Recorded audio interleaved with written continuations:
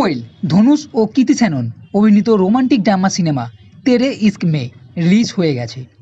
আর এই সিনেমা দেখে বলবো মেনে নিলাম, পুরো পুষিয়ে দেবে। ইস্ক জিনিসটাই এমন, যার জন্য কি না কি করতে পারে।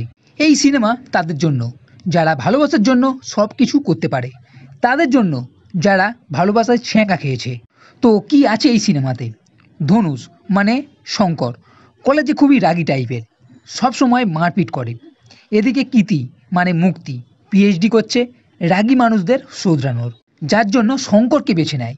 কিন্তু শঙ্কর মুক্তিকে ভালোবেসে ফেলে, কিন্তু মুক্তি ভালোবাসে না, এটাকে একটা কাজ হিসাবে নেয়।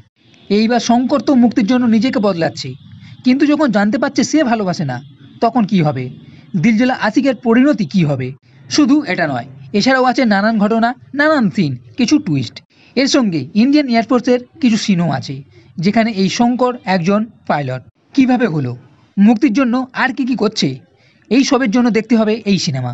সিনেমার ফার্স্ট হাফ খুবই ভালো, যেখানে হালকা করে কমেডি, শঙ্কর ও মুক্তি মানে এরা দুজন আলাদা টাইপের, সেখানে তাদের কেমিস্ট্রি, ভালোবাসার জন্য পাগল, ছাড়াছাড়ি, কিছু ফাইট সিন, সব কিছু পুরো সিনেমাকে জমিয়ে রাখছে। বলতে গেলে এই সিনেমা মানুষ কেন ভালোবাসার জন্য পাগল হয়ে যায়, কোনো কিছুর ওপর দিয়ে কেন সে চলে যায়, জুনুন, খারাপ থেকে ভালো হতে পারা। এর সঙ্গে সিনেমাতে বাবা ও ছেলের একটা সম্পর্কেও এখানে হালকা করে দেখানো হয়েছে। এছাড়া লাদাখ থেকে দিল্লি ও তারপর বেনারস পর্যন্ত যখন আসে, তখন কাহিনী রাঞ্ঝানা সিনেমার সঙ্গে যুক্ত হয়, যেখানে রাঞ্ঝানার কুন্দন এখনও বেনারসেই আছে। সে চায় না কেউ ভালোবাসার জন্য জীবন দিয়ে দেয়। তাই এই পর্যায়ে এই সিনেমাকে যদি রাঞ্ঝানা 2ও বলতে পারেন, তো খুব একটা খারাপ হবে না। এছাড়া সিনেমা মেন পয়েন্ট ইমোশন, সেটাও আপনি দেখতে পাবেন, সেটা ইন্টারভেল হোক বা ক্লাইম্যাক্সে, সেটা ভরপুর আছে। ধনুষ এখানে বেকাবু আশিক সঞ্জয়ের রূপে অ্যাকশন ও ইমোশন দেখিয়েছে, তা একটাই কথা বলবো, সলিড।